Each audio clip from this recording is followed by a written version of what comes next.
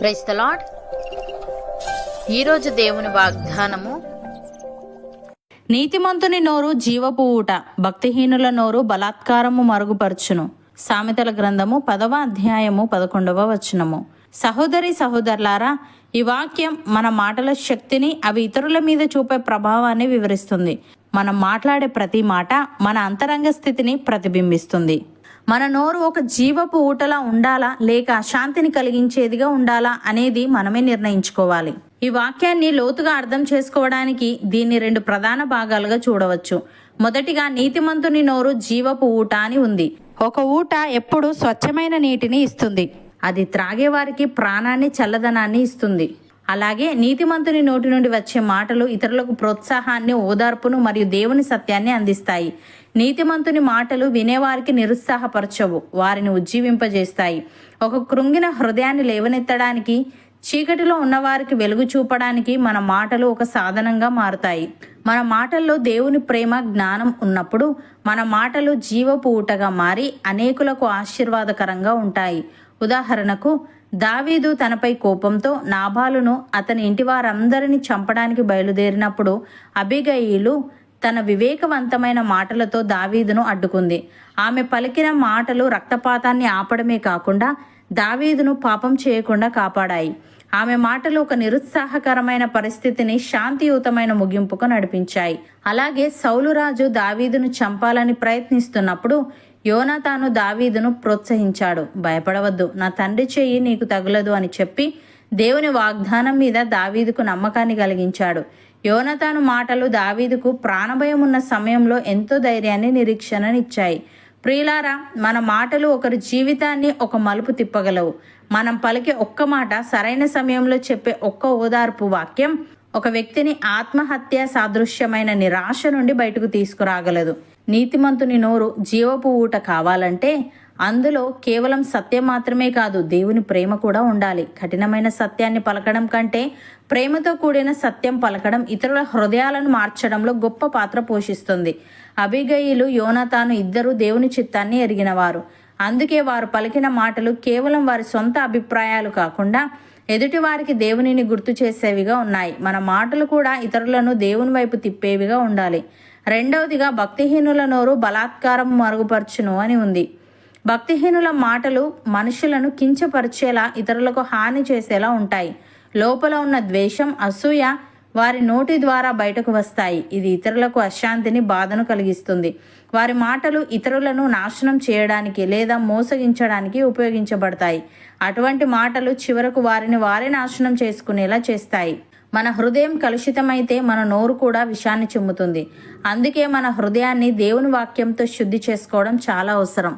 ఉదాహరణకు, జ్ఞానులు క్రీస్తును వెతుకుతూ వచ్చినప్పుడు హేరోదు వారితో ఎంతో వినయంగా మాట్లాడాడు.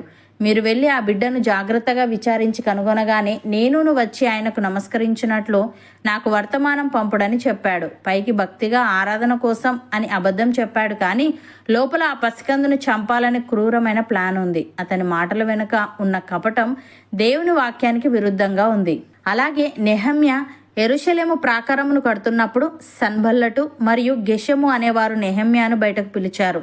వారు నెహమ్యాను చర్చల కోసం పిలుస్తున్నట్లుగా కపట మాటలు చెప్పారు, కానీ వారి అసలు ఉద్దేశం నెహమ్యాకు హాని చేయడం. వారు మాటల వెనుక దౌర్జన్యాన్ని దాచారు. నెహమ్యా వారి కపటాన్ని గుర్తించి, నేను ఒక గొప్ప పనిని జరుపుచున్నాను, మీ దగ్గరకు రాలేను అని తిరస్కరించాడు.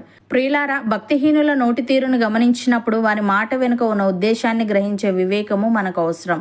లోకం మనతో ఎంతో వినయంగా మాట్లాడవచ్చు, కానీ ఆ మాటలు మనల్ని దేవుని మార్గం నుండి పక్కకు తప్పించేలా ఉన్నాయో లేదో పరీక్షించుకోవాలి. నెహమ్యా తన పనిపై దృష్టి పెట్టి వారి కపట మాటలకు లొంగిపోకుండా తనను తాను కాపాడుకున్నాడు. మాటలు అనేవి హృదయం అనే పాత్రలో నుండి బయటకు వచ్చే నీరు వంటివి. పాత్ర మురికిగా ఉంటే అందులో నుండి వచ్చే నీరు కూడా కలుషితంగానే ఉంటుంది. కాబట్టి మన నోటిని అదుపులో ఉంచుకోవాలంటే ముందుగా మన హృదయాన్ని దేవుని వాక్యంతో శుద్ధి చేసుకోవాలి. భక్తిహీనులు కుట్రలు పన్నుతున్నప్పుడు వారి మాటలకు ప్రతిస్పందించకుండా దేవుని పనిలో నిమగ్నమై ఉండడం ఒక గొప్ప జయం. మనం ఎవరితో మాట్లాడుతున్నాం, మన మాటలు ఎవరికి మేలు చేస్తున్నాయి లేదా ఎవరిని కించపరుస్తున్నాయని ప్రతిరోజు ఆలోచించాలి. సహోదరి సహోదరులారా, ఈరోజు మీరు మాట్లాడే మాటలు ఇతరులకు ఎలా అనిపిస్తున్నాయి? నేను నా మాటల ద్వారా ఇతరులకు జీవాన్ని ఇస్తున్నానా లేక బాధను కలిగిస్తున్నానా అని ఆలోచిస్తున్నారా?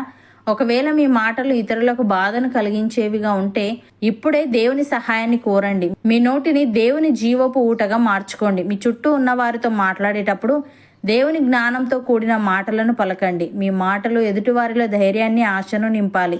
మీరు మాట్లాడే ప్రతి మాట దేవునికి మహిమకరంగా, ఇతరులకు మేలుకరంగా ఉండునుగాక. మీ నోరు జీవపు ఊటగా మారి ఎందరికో ఆశీర్వాదకరంగా ఉండునుగాక. మీ హృదయము దేవుని పరిశుద్ధతతో నింపబడునుగాక. అవును అన్నవారు నాతో పాటు ప్రార్థనలో ఏకీభవించండి.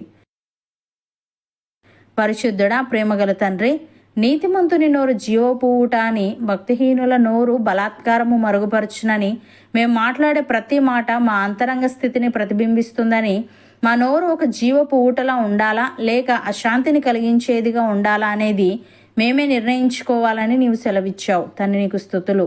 దేవా, మా నోరు జీవపు ఊట కావాలంటే అందులో కేవలం సత్యం మాత్రమే కాక నీ ప్రేమ కూడా ఉండాలి గనుక కఠినమైన సత్యాన్ని పలకడం కంటే ప్రేమతో కూడిన సత్యం పలకడం ఇతరుల హృదయాలను మార్చడంలో గొప్ప పాత్ర పోషిస్తుంది గనుక అబిగయిలు వలె వివేకంతో, యోనాతాను వలె ప్రేమతో కూడిన మాటలను పలికే జ్ఞానాన్ని కలిగి ఉండుటకు సహాయము దయచేయమని. మాటలు అనేవి హృదయం అనే పాత్రల నుండి బయటకు వచ్చే నీరు వంటివి గనుక పాత్ర మురికిగా ఉంటే అందులో నుండి వచ్చే నీరు కూడా కలుషితంగానే ఉంటుంది గనుక మా నోటిని అదుపులో ఉంచుకోవాలంటే ముందుగా మేము మా హృదయాన్ని నీ వాక్యంతో శుద్ధి చేసుకునే వారంగా ఉండుటకు సహాయము దయచేయమని. లోకపు మాయమాటల వెనుక ఉన్న కుట్రలను గుర్తించే వివేకాన్ని, ఏ ఆటంకం ఎదురైనా నీ పనిలో నిమగ్నమై ఉండే నెహమ్యా వంటి స్థిరత్వాన్ని మాలో ప్రతి ఒక్కరికి నీవే అనుగ్రహించమని యేసుక్రీస్తు నామంలో ప్రార్థిస్తున్నాను తండ్రి. ఆమెన్.